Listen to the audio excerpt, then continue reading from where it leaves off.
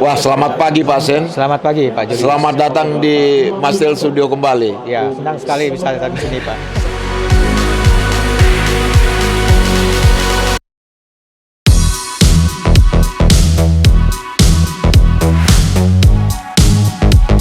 Setelah pembicaraan kita yang luar biasa ya, Ya, betul. di studionya Mastel Mastel, kita ya. di kantor Ya. pusat kami Ya, itu Pak. betul. Dan ternyata apa yang terjadi dari diskusi kita itu Pak, saya memakai itu banyak hal dalam mempertanyakan tentang TKDN. Betul. Dan hari ini saya sampaikan ke Bapak ya berita tadi, bahwa ternyata 100% Ya. TKDN terjadi di IKN dan terjadi di towernya Ya. milik dari Telkom Group, Pak.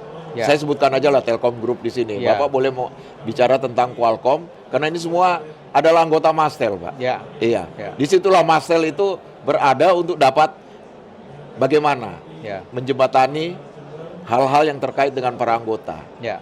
Nah, kesempatan pagi hari ini, Pak Sen mengeksplor tentang profil dari Qualcomm itu secara lengkap lah, Pak. Ya. Ya, silakan, Pak. Ya. Oke. Ya. Terima kasih Pak Julius. Selamat Ya. pagi. Senang sekali bisa di sini Ya. dan terima kasih sudah memberikan saya kesempatan untuk membuka profil mengenai Qualcomm. Ya. Baik. Jadi memang Qualcomm kita perusahaan semiconductor. Ya. Dari sejak berdiri kita sudah lebih dari 35 tahun. Nature bisnis kita memang kita banyak berhubungan dengan R&D, khususnya di bagian Ya. wireless technologies. Seiring dengan perkembangan teknologi, Qualcomm itu memang dari dulu kita selalu mengenal Qualcomm itu dari branding kita yang namanya Snapdragon. Iya. Snapdragon ini brand awareness Snapdragon di Indonesia sudah mencapai lebih dari 70%, Pak. Ya. Dan kita terus berinovasi dari sisi teknologi wireless, seluler dan juga mobile. Tapi seiring dengan perkembangan teknologi kita sudah merambah ke mana-mana, Pak. Jadi dulu memang orang berpendapat bahwa Qualcomm itu adalah communication company. Iya. Jadi kita lebih banyak fokus di smartphone, Ya. cellular phone Karena dan sebagainya. semiconductornya itu ya. Ya, tapi seperti saya bilang dengan adanya evolusi teknologi, wireless teknologi kita sudah berkembang beyond smartphone. Jadi kita sudah memposisikan Qualcomm itu sebagai connected intelligent edge company. Ada intelijennya loh, Pak, di Ya, situ. jadi kita akan membawa artificial intelligence itu ke semua edge device dalam form factor apapun. Jadi misalnya form factor itu kita lebih fokus ke high computing low power, Pak. Ya, High betul. computing low power itu seperti contohnya form factornya adalah smartphone, laptop, IoT device, Ya. XR, wearable, atau otomotif. Jadi kita teknologinya sudah merambah sampai ke IoT, otomotif. Ya, akhirnya ada IoT kan, Pak, kemudian Ya, otomotif. betul. Jadi ya. selama ini kan yang dikenal ya seperti tadi, lebih familiar dengan semiconductor. Semiconductor. Ternyata sudah Iya, udah masuk ke kemana-mana sampai ke produk yang sejenis itu ya, Pak. Ya, saya bisa kasih contoh sekarang baru-baru ini kita Ya. dengan Microsoft baru meluncurkan produk laptop yang namanya Snapdragon X Elite Copilot Plus PC ya. Jadi Ya. Copilot Plus PC itu adalah next generation laptop yang sudah mempunyai kemampuan AI sampai 45 trillion operation per second. Jadi di laptop itu sudah bisa mengkomputasi AI dalam device itu sendiri, Pak. Nah, ini yang selama ini AI itu lebih banyak ditujukan kepada produk-produk yang berkaitan dengan voice, Ya. berkaitan dengan print, berkaitan Ya. dengan hal-hal yang meniru. Ya. Tapi Jadi- ternyata pengertian AI itu pun sudah di device ya, Pak. Ya, betul. Jadi Ya. sekarang ini memang buzzword AI ini sudah, Ya. especially generative AI sudah sampai kemana-mana ya. Ya. Jadi generative AI seperti ChatGPT, Iya. lama dari Meta ataupun Gemini dari Ya. Google. Jadi mereka itu lebih fokus di cloud, Pak. Ya, betul. Nah, AI untuk reach full potential itu harus mengkombinasi antara cloud dan on device. Ya, on device dengan cloud itu Ya, tadi. jadi kita namakan hybrid AI. Ya, ya. Ini istilah baru lagi nih. Ya, jadi Ini semua informasi atau data-data dari device ini Ya. itu akan di-collect Nah, untuk hal-hal yang bersifat basic itu bisa dikomputasi di dalam on device. Iya. Ada beberapa faktor kenapa kita mau mengolah data itu di on device. Iya, betul. Salah satunya adalah faktor security, data privacy, latensi, karena kita kan nggak perlu lewat cloud. Iya. Jadi bandwidth juga kita bisa save. Nah, untuk tas-tas yang simple dan nggak perlu sampai ke cloud, kita bisa langsung mengolah Di device. di itu. device. Di Nah, computing device-nya. betul. Ya, Jadi sekarang ini Qualcomm is the only company yang kita lebih banyak fokus di on device. Jadi ini marketnya di Indonesia gimana, Pak? market di Indonesia besar, Pak. Soalnya kita juga salah satu market terbesar di Asia Tenggara. Ya. Dan kalau kita ngomongin smartphone device saja per tahun sell out atau shipment device di Indonesia itu hampir 40 juta unit smartphone. Oh, 40 juta. Dan laptop juga. Jadi high computing, low power form factor yang seperti smartphone, laptop, IoT device dan sebagainya itu dari sisi jumlah volumenya itu sangat besar. Jadi Pak Sen gini loh, Pak. Nanti kita ada kesempatan, Pak, untuk masuk kepada apa sih jenisnya tentang produk-produk itu. Ya. Dan itu pun bisa kita share itu, Pak. Nanti tapi Ya. di lain kesempatan. ya, betul. Ya, karena maksudnya kami itu begini. Kita kan kalau sudah berbicara untuk kepentingan para anggota, Ya. bila berkenan tentunya masalah people, masalah struktur, Ya. Pak ya, masalah bisnis, Ya. ya, masalah organisasi, Ya. agar supaya dapat lebih mengenal, karena powerfulnya ada di situ, Pak. Ya, betul, Pak. Jadi mereka tidak hanya mengenal, oh ini name of product, Ya. tapi mereka akan melihat juga kekuatan dari yang saya sebutkan tadi. Ya, Itu betul. di situ ada rasa aman, Pak. Ya, betul Iya. sekali, Pak Jus. Karena selama ini kan kalau orang hanya melihat di muka.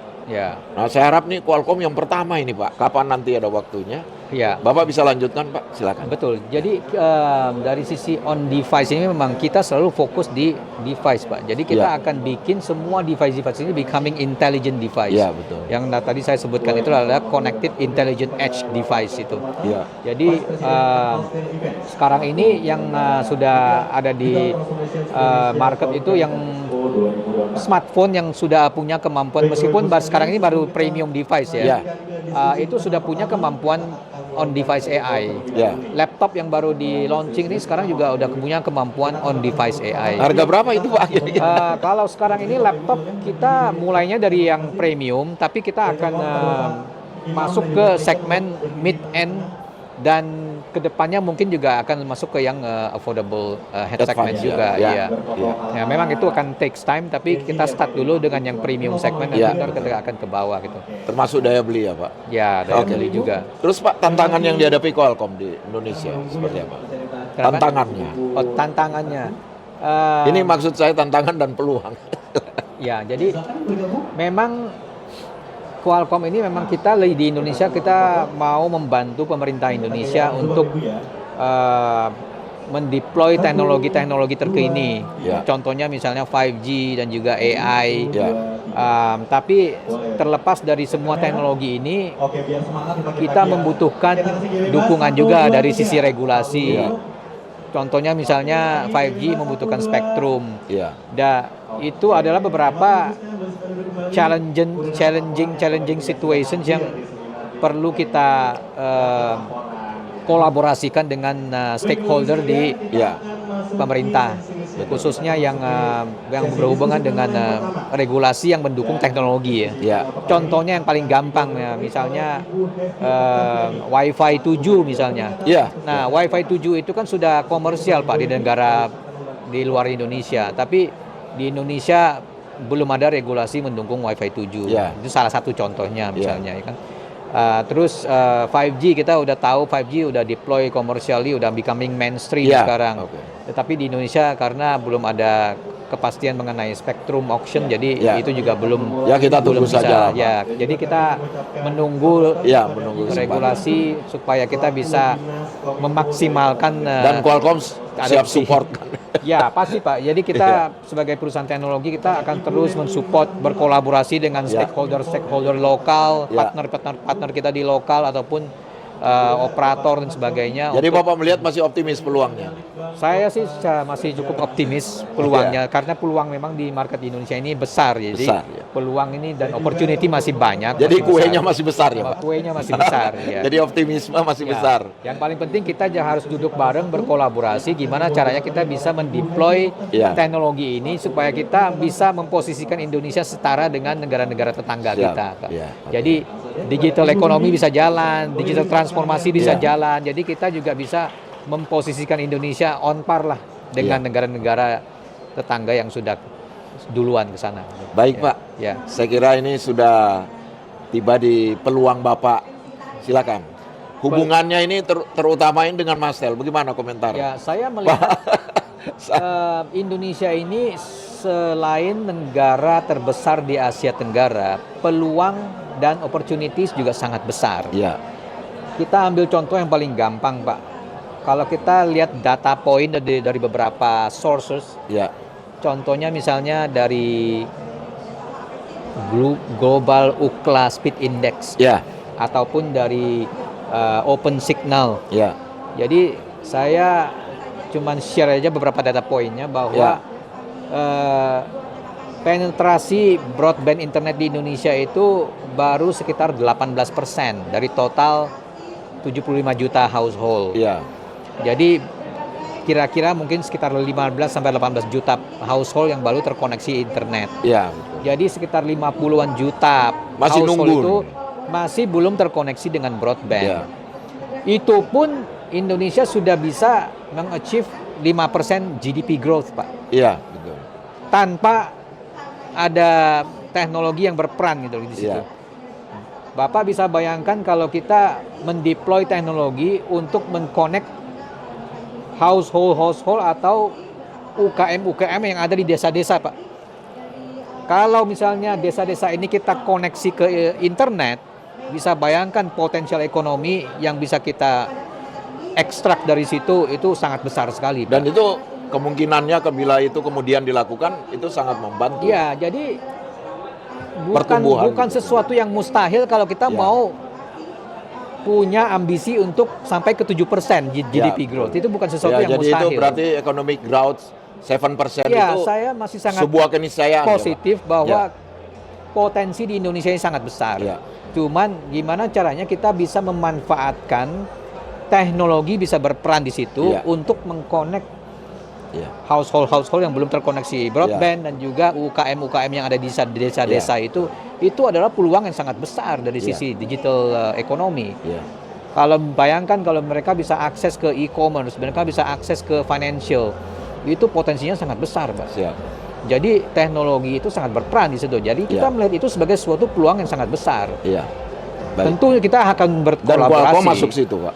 Ya, kita akan berkolaborasi dengan semua stakeholder lokal ataupun partner ekosistem lokal dan Ya. juga operator ataupun ISP. Kita sangat look forward untuk kolaborasi Ya. dengan semua stakeholder ini Baik. supaya kita juga bisa menumbuhkan ekosistem di lokal juga Ya. gitu kan. Baik. Gitu. Nah, ini jelasnya apa ini? Bagaimana Mastel sudut pandang dari Qualcomm terhadap Mastel, Pak, selama ini? Ya, kami melihat Mastel ini sebagai suatu community yang sangat berperan juga di industri telekomunikasi di Ya. Indonesia. Ya. Dan kita juga udah tahu lah Mastel sudah track recordnya sudah proven. Ya. Dan kami berharap kita juga bisa berkolaborasi dengan Mastel Ya. sebagai suatu wadah ya. Jadi Ya. Pak Sarwoto selalu bilang ini Iya. Mastel itu adalah wadah Iya. untuk menjembatani antara Menjembatani, industri dan menghubungkan. Nah, Iya, oleh karena itu sebutnya betul. enabler, Pak. Ya, enabler. Iya, Saya setuju sekali, Pak, enabler. Living Ya. enabler. Iya. Jadi kami mengharapkan ini supaya Mastel ini bisa membantu bisa sebagai enabler atau wadah untuk supaya teknologi ini bisa sampai ke seluruh pelosok Indonesia. Ya, baik. Dan ya, of course kita sebagai teknologi provider bisa bekerja sama dengan Mastel, berkolaborasi dengan stakeholder lain untuk supaya kita bisa memajukan Indonesia. Siap, Pak. Iya. Kami siap. Baik, saya kira Iya. demikian, Pak Sang. Ya. Terima kasih sudah berjumpa dengan Mastel TV. Ya. Sampai kita jumpa berikut lagi, Pak. Ya, terima kasih juga Pak. Terima kasih ya. Terima kasih ya. Baik, terima kasih, Pak.